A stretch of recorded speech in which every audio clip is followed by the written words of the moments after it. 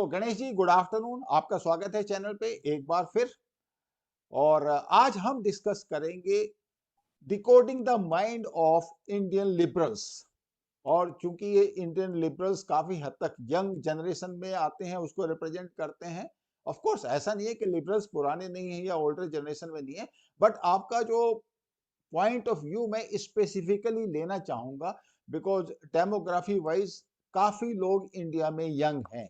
So over to you, it is your show. Sir, liberals अगर आज के time पे हम देखते हैं तो लिबरल्स ऐसे लोग हो गए हैं जो सिर्फ एक ही काम करते हैं, वो है मोदी को हेट करना। तो उनका कोई और एजेंडा नहीं है, उनका कोई और आइडियोलॉजी नहीं है, उनका कोई और उद्देश्य नहीं है, कुछ नहीं है। उनका एक ही एजेंडा, मोदी को हेट करना। मैं आपको एग्जांपल बताता हूँ सर। अभी मोदी जी ने, जो कि इंडिया के प्राइम मिनिस्टर है, बीजेपी के प्राइम मिनिस्टर नहीं है, वो बीजेपी के तो लीडर है, बट इंडिया के प्राइम मिनिस्टर है। तो इंडिया के प्राइम मिनिस्टर ने पूरी अपनी जनता को ये एक अपील करी, अपील कि ये because this is the 75th independence day, तो इसको हम और अच्छे से मनाएं और खुशी से मनाएं और जोश में मनाएं। इसके लिए आप सब लोग डीपी अपना तिरंगे का रख सकते हैं तो रखिए। ये उन्होंने अपील करी लोगों को। अभी वो देश के प्रधानमंत्री है, तो वो हक रखते हैं कि वो हमको कुछ अपील करें। कोई कोई वो जैसे फॉर एग्जाम्पल वो अपील करते हैं कि भाई सब लोग ईमानदारी से टैक्स भरो, ये अपील है। वो बोलते हैं कि हाँ भाई, टैक्स पेयर बहुत इंपॉर्टेंट है, टैक्स पेयर से ऑनेस्टी के कारण ही हमारा देश चल रहा है। तो वो टैक्स भरने को भी अपील करते हैं, राइट। लोगों को ये भी अपील करते हैं कि आप इलेक्ट्रिसिटी बचाओ, राइट। वो अपील करते हैं कि अपने समाज में आजू बाजू जाके सेवा करो लोगों की, स्वच्छता रखो। स्वच्छ भारत अभियान उन्होंने चलाया। तो ऐसे वो अपील करते रहते हैं, उनका काम है वो अपील करना। तो वो उन्होंने अपील करी कि भाई, because this is 75th independence day, तो अभी तिरंगे को डीपी में लगाते हैं। मैं अपने से चालू करता हूँ करके उन्होंने चालू कर दिया। ठीक है सर। अभी ये कितना सिंपल था, इसमें कोई बड़ी चीज है? तिरंगा तो सबका है। अभी जो लोग कलर देखते हैं हर चीज में, उनके लिए तो 3 कलर भी है उसके अंदर, और तीनों इक्वालिटी में भी है। अगर वो इक्वालिटी अगर बोलना चाहते नहीं भाई हम इक्वल है, इक्वल है, तो वो भी है उसके अंदर, सब चीज है। तो फिर भी वो तिरंगे को अपोज कर रहे हैं। तो मतलब इसको कैसे जस्टिफाई करेंगे? कल मेरी वाइफ एक शॉप में गई थी, तो वहां से वो तिरंगा ले रही थी। तो वहां पे एक एजेड औरत आई, 50 के आसपास उनकी उम्र होगी, उनके साथ उनका वो था, मतलब ग्रैंड सन होगा। वो बोल रही है कि दुकान से कौन लेता है तिरंगा? तो मेरी वाइफ ने बोला फिर कहाँ से लेंगे, कहाँ मिल रहा है? नहीं, खरीदता कौन है तिरंगा? तो कौन दे रहा है फ्री में? मेरी वाइफ ने पूछा। ऑब्वियस क्वेश्चन है ना। अगर कोई हम मेरे को चीज मेरे घर पे लानी है, या तो मुझे कोई दे फ्री में, या तो कोई मुझे दिख नहीं रहा फ्री में देने वाला, तो यहाँ मैं खरीद कर लाऊंगा। यस। अभी बचपन में हम इंडिपेंडेंस डे जाते थे सर, स्कूल में चड्डी पहन के, तो 1 रुपए का झंडा लेके जाते थे, खरीद के जाते थे। अब ये सब ने किया है। उस टाइम पे भी कोई हमको फ्री में थोड़ी लाके देता था झंडा, कि नहीं झंडा है तो फ्री में देगा। भाई फ्री में कहाँ से देगा वो देने वाला? तो वो 50 ईयर ओल्ड जो वुमेन है, वो बोल रही है मेरी वाइफ को एकदम गुस्से में, कोई भी बोल देता है तुम कुछ भी करने लग जाते हो। मतलब उनका क्या कहने का उद्देश्य है कि मोदी ने बोल दिया तो तुम कुछ भी करने लग गए, झंडा खरीदने। अबे झंडा तो हम बचपन से खरीद रहे हैं। झंडा कौन फ्री में दे रहा था? कभी कब दे रहा था? अभी गाड़ी में कितने लोग झंडा लगा के सामने रखते हैं, वो क्या फ्री में मिलता है क्या कहीं से? मतलब इनका लॉजिक लॉजिक भ्रष्ट हो गया है इनका। ये हो गए लिबरल आज के टाइम पे। इनका एक ही एजेंडा है, मोदी को हेट करो। तो मोदी अगर कल बोल दे कि अपने माँ बाप का सम्मान करो, मैं आपसे सबसे अपील करता हूँ किसी को वृद्धाश्रम में ना भेजो, तो ये लोग उठा के वृद्धाश्रम में भेजने लग जाएंगे अपने माँ बाप को, कि इसने कैसे बोल दिया, अभी इसका तो उल्टा मुझे करना है। ये क्या बात हो गई? मतलब हमारा देश है, हमारा ध्वज है, हमारा 75th इंडिपेंडेंस डे है, तुम आलतू फालतू इतने डीपी लगाते हो। एक डीपी तुमने लगा दिया तो तुम्हारा क्या जा रहा है? और हमको कोई, अभी उनका लॉजिक क्या है कुछ लोगों का, कि हमको फोर्स कर रहे हैं। अरे कौन फोर्स कर रहा है भाई? अपील करना मतलब फोर्स करना होता है क्या? हम लोगों से अपील करते हैं कि सब लोग टैक्स भरो, सब लोग स्वच्छता रखो, ये फोर्स है क्या? कोई फोर्स आगे कर रहा है क्या? कोई करवा रहा है क्या तुमसे? और प्राइम मिनिस्टर अपील नहीं करेगा तो कौन अपील करेगा? तो इतना सिम, और इसमें इसमें इतने लोग इतने निगेटिव हो गए हैं। नहीं, हमको पाकिस्तान भेज दो, फिर हम सुनते नहीं है तो आपकी, ऐसे बोल रहे हैं लोग। मतलब हम नहीं लगाएंगे ध्वज, तुमने हमको बोला है इसलिए, और हम नहीं लगाएंगे तो हमको क्या पैट्रियोटिक का तुमसे सर्टिफिकेट चाहिए क्या? कौन दे रहा भाई सर्टिफिकेट? अपील करिए नॉर्मल प्राइम मिनिस्टर ने, मानना है मानो, मत मानना है मत मानो। कौन तुमको चेक कर रहा है और कौन तुमको बोल रहा है कि नहीं? अभी कुछ कुछ छोटे बीजेपी के लीडर या फिर कोई लीडर कहीं और बोल देते हैं कि जो नहीं लगाएगा हम उसके ऊपर, हम उसको देखेंगे, हम उसको ऑब्जर्व करेंगे। तो हर छोटे लीडर का तुम बयान प्राइम मिनिस्टर को उसके अंदर इम्प्लीकेट करोगे क्या? अभी कांग्रेसी छोटे छोटे क्या क्या बोलते हैं, अभी हर चीज में राहुल गांधी को इम्प्लीकेट करेंगे क्या? अभी कितने ओके। कांग्रेसी उन्होंने तो ये भी बोल दिया कि मोदी के टुकड़े कर देंगे, तो अभी वो उसमें राहुल गांधी को इम्प्लीकेट कर देंगे क्या, कि राहुल गांधी का मतलब ये था बोलने का करके? तो आज के जमाने में इससे लिबरल, अगर आपको छोटी बात छोटे में बताऊं तो, जो मोदी को हेट कर सकता है वो लिबरल हो गया है, जो कि लिबरल का मीनिंग है ही नहीं। लिबरल का मीनिंग है जो दूसरे की भावनाओं को रिस्पेक्ट करे, दूसरे की भावनाओं के प्रति अकोमोडेटिव हो, वो लिबरल का मीनिंग है। और ये लोग ऐसे हो गए हैं कि किसी की अपील में भी इनको फोर्स दिखता है। तो ये लिबरल का एक आज का ये ये तो हो गया है सर। एक्चुअली अगर आप बिल्कुल ही रिजिड सी डेफिनेशन में देखें तो ये तो एक्चुअली इनटॉलरेंट हो गए, इलिबरल हो गए। तो मतलब राइट। और मुझे मतलब काफी सरप्राइज हुआ कि जो 50 साल की लेडी है ये तो मैच्योर लेडी होगी, ऐसा तो नहीं है। कहीं उसका ये तो नहीं था कि खरीदने की क्या जरूरत है, ये तो फ्री में ही आना चाहिए, कहीं ऐसा तो नहीं? क्योंकि कई बार लोगों को फ्री में लेने की आदत भी पड़ जाती है। नहीं, अभी वो उनका क्या क्या मालूम है, अभी उनको शायद फ्री में भी चाहिए होगा, या फिर वो ये भी बोल रही है कि कोई भी बोल देता है कुछ भी। अभी प्राइम मिनिस्टर बोले तो कोई भी है क्या वो? मतलब अगर कल हमारा इंडिया, कल हमारा समझो सर, हमारे, आपको याद होगा, प्राइम मिनिस्टर थे लाल बहादुर शास्त्री, उन्होंने वॉर के समय में बोला था कि एक दिन का खाना खाओ। तो इंडिया ने एक्चुअली में किया था, हाँ अगर मैं किया गलत था नहीं ये। हूँ एग्जाम्पल में, मुझे एग्जाम्पल अगर मेरा गलत नहीं है तो, जितना मुझे याद आ रहा है। तो अगर प्राइम मिनिस्टर ये अपील कर सकता है तो वो उनका हक है, इसीलिए तो वो लीडर है हमारे। वो फोर्स थोड़ी कर रहे थे किसी में घर, किसी को घर में जाके कि भाई नहीं नहीं आज का तो एक ही बार खाना खाएगा। अरे वो अपील है भाई, वो प्राइम मिनिस्टर है, वो लीडर ऑफ द कंट्री है। ही हैज अ अच्छा right to appeal to his people. एक बात बताओ गणेश जी, ये जो बेसिकली आफ्टर ऑल तिरंगा लगाना, चूंकि पहले कभी ऐसा नहीं हुआ, ये बेसिकली एक सिंबोलिज्म ही तो है। Ultimately it is a symbolism, और we should be proud of being Indian, और हमें झंडा लगाना मतलब it should come so natural to us. लेकिन आज तक चूंकि किसी ने किया नहीं, यू नो अब ऑब्वियसली ऐसा तो नहीं कि पहले कभी किसी ने नहीं किया तो अब कोई नहीं करेगा। और बीजेपी या मोदी जी को अगर आप कहें तो काफी हद तक उन्होंने एक नेशनलिस्ट प्लेटफॉर्म रखा है, नो डाउट अबाउट दैट। और ऐसा नहीं उन्होंने कहा कि उस प्लेटफॉर्म को बाकी लोग ज्वाइन नहीं कर सकते, ऐसा तो उन्होंने नहीं कहा, क्योंकि after all everybody is Indian. अब उसके अलावा मुझे ऐसा लगता है काफी हद तक कि जैसे बीजेपी है या मोदी है फॉर एग्जांपल, जिस तरीके से वो अपने को कंडक्ट करते हैं, ऐसा लगता है कि जैसे they have been identified with the Indian culture, you call it a Sanatan culture, you call it a Hindu culture. It looks to me that they have been identified with that. Now, is it possible because you belong to young generation कि जो young generation है उसका जो connect है Indian culture के साथ, अब मोदी जी जैसे अपनी मदर को ट्रीट करते हैं, जैसे पूजा करते हैं, जैसे योगा करते हैं, all sort of thing which reflects his probably deep faith in Indian way of leading the life, you can say that. तो कहीं ऐसा तो नहीं यंग जनरेशन का उससे डिस्कनेक्ट हो रहा हो जो इंडियन कल्चर है, और वहां पे वो चूंकि मोदी को आइडेंटिफाई करते हैं उसके साथ, तो वो कहते हैं कि ठीक है हमें इसमें भी भरोसा नहीं है तो मोदी उसको फॉलो करता है, so thank you very much, we are liberals. अब लिबरल्स होना फिर उस हिसाब से फैशनेबल सा हो गया। Your thought process on that? Right sir. Sir जनता के मन में क्या चल रहा है, या फिर यंग जनरेशन के मन में क्या चल रहा है, अगर इसका सबसे सही प्रमाण हमको कहीं से मिल सकता है तो वो इलेक्शन है।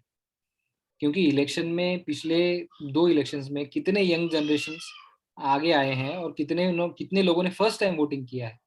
और जितने लोगों ने फर्स्ट टाइम वोटिंग किया है उसमें बीजेपी को कितना जीत मिला है वो तो हमारे सामने है। ठीक है सर।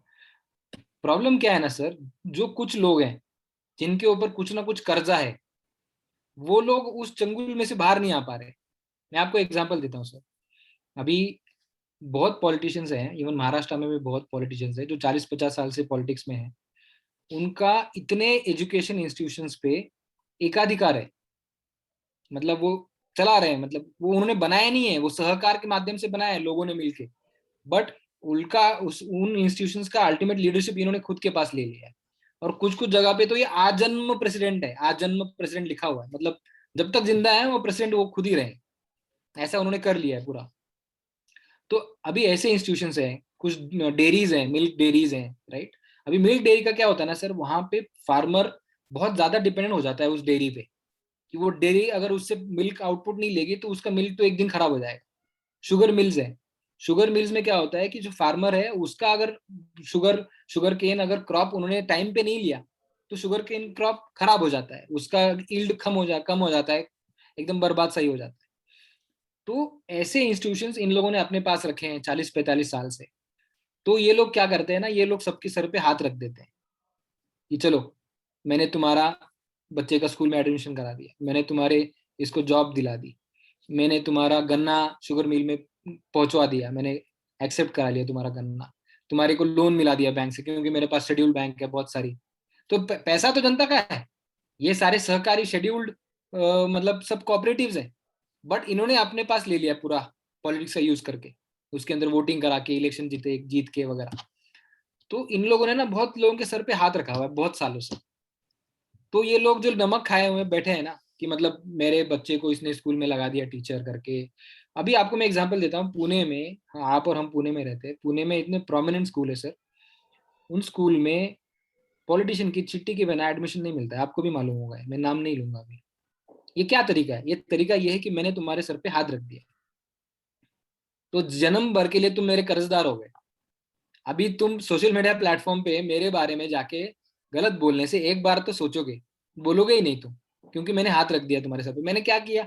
खाली तुम्हारे बच्चे का एडमिशन करा दिया, वो भी उसमें भी तुम्हारे से मैं 70-80 हजार 1 लाख रुपए फीस ले ही रहा हूँ, ऐसा कुछ फ्री में कुछ नहीं कराया। बट ये प्रोसेस ऐसा हो गया है।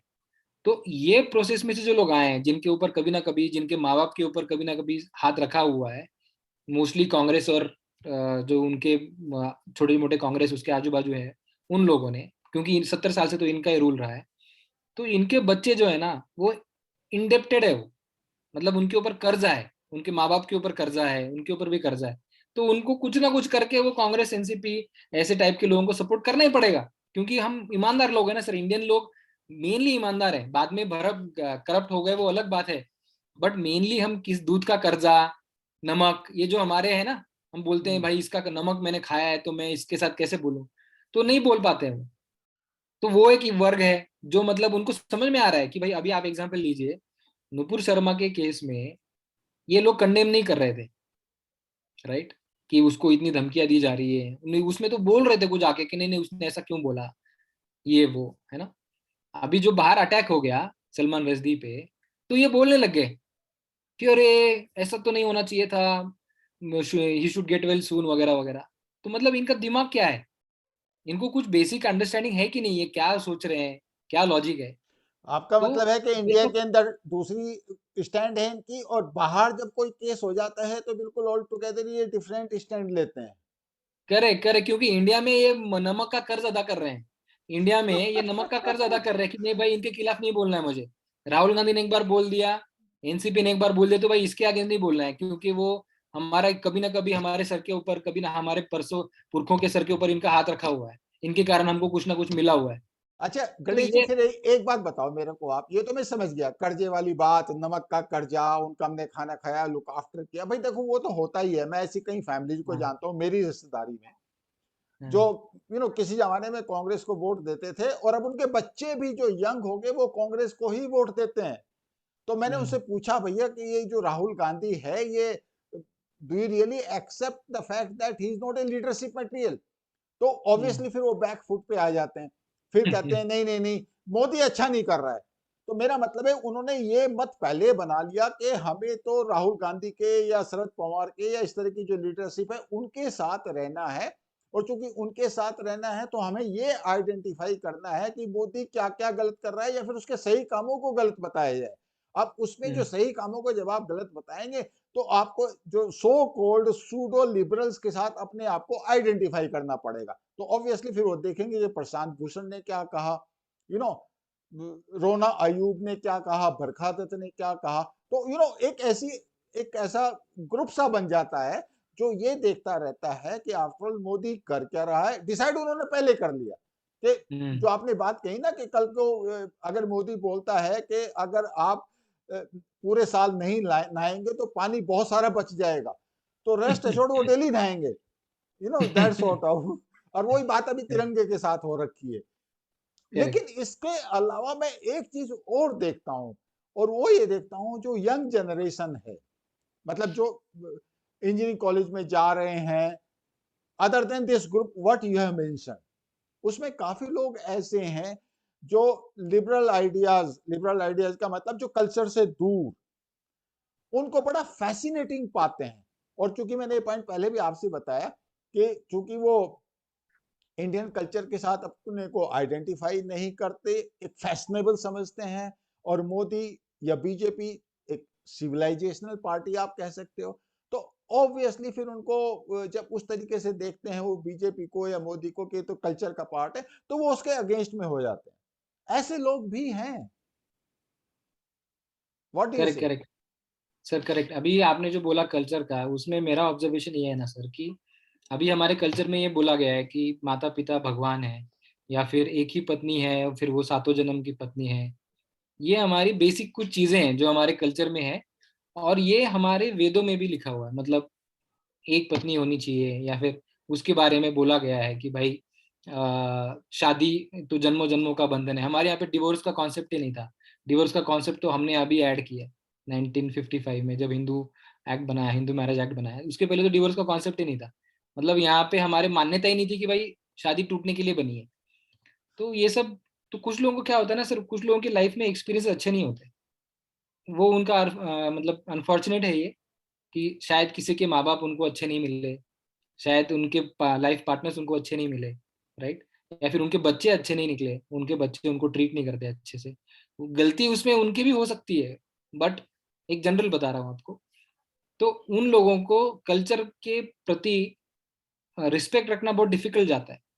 क्योंकि आप समझिए ना, अगर मेरे साथ बुरा हो रहा है, मेरे साथ कुछ अच्छा नहीं हो रहा है, तो मैं आपका ये जो सातों जन्म का बंधन है उसको क्यों मानूंगा, राइट। अभी रत्ना पाठक शाह है, वो नसरुद्दीन शाह की वाइफ है, काफी फेमस लोग हैं दोनों, राइट। तो रत्ना पाठक शाह बोलती है कि ये करवा चौथ क्यों करना है, ये तो एकदम वो है, ये कितना घटिया का वो है, हाँ, पुरानी चीज है ये पैट्रियार्की वो। है और वो सब अभी है। राइट, अभी उसका वाइफ, उसका उसका हस्बैंड मुस्लिम है, उनका कॉन्ट्रैक्ट है मैरिज। तो उसमें आप सोचिए ना सर, अगर आप मेरे साथ कॉन्ट्रैक्ट करते हैं, तो आपका मेरे साथ कितना रहता है रिलेशन, कॉन्ट्रैक्ट है। कॉन्ट्रैक्ट मतलब क्या, लेन देन है, आपने कुछ दिया, मैंने कुछ लिया, यस, यही है यस। ना कॉन्ट्रैक्ट। एक्सेप्टेंस और ऑफर एंड एक्सेप्टेंस, कि भाई मैं तुमको ये दूंगा, उसने एक्सेप्ट कर लिया तो कॉन्ट्रैक्ट। तो अभी उसकी शादी नसरुद्दीन शाह से हुई है, नसरुद्दीन शाह के मान्यता के अनुसार शादी एक कॉन्ट्रैक्ट है। तो अभी रत्ना पाठक शाह को ऐसी फीलिंग कहाँ से आएगी कि वो करवा चौथ करेगी। म्यूचुअल होता है ना ये फीलिंग तो। हाँ, और तो कल्चर कल्चर का अगर आप देखो ना, कल्चर का आप देखो, what is exactly culture? Shared learned behaviour, जो आप अपनी फैमिली के साथ, अपनी बड़े ग्रुप के साथ, अपने मोहल्ले के साथ, उनके साथ आप शेयर करते हुए बचपन से सीखते हो। और आजकल क्या हो गया, वो चूंकि वो बॉन्डिंग तो खत्म होगी, क्योंकि आपका main focus specially Hindu society में इस बात पे हो गया कि भैया हर टाइम पढ़ते रहो, दैट सॉर्ट ऑफ आपका ज्वाइंट फैमिली खत्म हो गया, तो वो कनेक्ट तो खत्म हो गया। तो उसके साथ साथ कल्चर का भी नहीं। तो अगर आप किसी ने देखा हो कि उसकी जो मदर है वो उसके फादर के लिए करवा चौथ का व्रत रखती थी, और उनकी लाइफ कितनी अच्छी थी, दैट सॉर्ट ऑफ, या ग्रैंडफादर के साथ कितना अटैचमेंट, ऑल दो सॉर्ट ऑफ थिंग्स, क्योंकि वो सब खत्म हो गया। तो शायद उसकी वजह से भी ये जो नई जनरेशन है उसको ऐसा लगता है कि it's good to be away from culture, एक अपने आप में मैं अपनी लाइफ को लीड करूं। और शायद यंग एज में ये चलता भी है, जब तक आदमी को थोड़े से थपेड़े नहीं पड़ते तब तक वो रिलीजन की तरफ जाता भी नहीं। ये भी एक फैक्ट है जिंदगी का। इसमें इसमें कैसा है ना सर, अभी अपना जो कल्चर है ना, इसको हमको समझना और अच्छे से चाहिए। यहाँ पे दो चीजें हैं, देखो, एक तो फैमिली का है, जो हम बोल रहे हैं कि फैमिली का रिस्पेक्ट, और एक दूसरे के साथ बॉन्डिंग वगैरह, राइट। एक एक रिलेशन बना लिया तो रिलेशन के प्रति सम्मान और हम्म। आत्मसमर्पण, वो सारी चीजें, राइट। अर्धांगिनी हम बोलते हैं, तो हम बोलते हैं कि भाई ये दोनों एक ही हो गए हमेशा के लिए। तो उसमें हम किसी को ऊपर नीचे नहीं बोल रहे हैं, है ना। तो वो एक चीज हो गया। दूसरा एक चीज है जहां पे हम सेल्फ एक्चुअलाइजेशन की बात करते हैं, कि खुद को एक्चुअलाइज करना। हम खुद के लिए भी खुद के अंदर चले जाते हैं, हम आइसोलेट भी कर लेते हैं। अगर आप एग्जाम्पल लेंगे सर, अभी योगी जी का एग्जाम्पल लीजिए। अभी योगी जी से बड़ा लिबरल कोई होगा क्या? उन्होंने नहीं होगा। फैमिली छोड़ दी। या फैमिली छोड़ दी, मतलब जो हमारी मोह माया होती है ना, मोह माया, ये मेरे पापा है, ये मेरी मामा है, तो वो सब छोड़ के उन्होंने अपना नाम बदल लिया पूरा। मतलब पुरानी लाइफ का तो उन्होंने दशक्रिया भी कर दी, राइट। तो इससे बड़ा लिबरल और इससे बड़ा फ्रीडम क्या हो सकता है लाइफ में? इससे बड़ा लिबरलिज्म क्या है दुनिया में, जो बोल रहा है कि भाई जो तुम्हारा उद्देश्य है उसके लिए तुम आगे बढ़ो, उसके लिए समर्पित रहो। इसके लिए तुमको चाहे घर छोड़ना भी पड़े तो भी ठीक है, तो भी लोग तुमको रिस्पेक्ट करेंगे। आज योगी जी की रिस्पेक्ट हम लोग कम करते हैं क्या? सर मोदी जी का एग्जाम्पल लीजिए ना, मोदी जी का एग्जाम्पल है हमारे सामने। मोदी जी की शादी हो गई थी, उनकी भी फैमिली थी, बट मोदी जी को ये रियलाइज हुआ कि भाई मेरा लाइफ में पर्पस कुछ और है, तो वो उस शादी में से निकल के पूरे इंडिया में भ्रमण करने लग गए, हिमालय में जाके रहने लग गए। तो इससे बड़ा लिबरलिज्म और क्या है? इससे बड़ा लिबरेट, इससे ज्यादा लिबरेट आदमी क्या हो सकता है लाइफ में, कि उसको लगा कि नहीं भाई मुझे कुछ और, ऐसा नहीं है कि वो छोड़ के किसी और के पास चले गए। ऐसा नहीं है, वो अलग हो गया, उसकी बात नहीं कर रहा हूं मैं। वो अपनी वाइफ, अपनी शादी, अपनी फैमिली, अपने दोस्त, अपने भाई, अपनी माता, सबको छोड़ के उनको लगा कि मेरी लाइफ का उद्देश्य कुछ और है, तो उसको ढूंढने निकल गए। तो इससे बड़ा लिबरल एटीट्यूड क्या हो सकता है? तो ये लिबरलिज्म हमारे कल्चर में अलाउड है, एनकरेज्ड है, मतलब ये अलाउड है। हम बोलते कि ये अच्छी चीज है।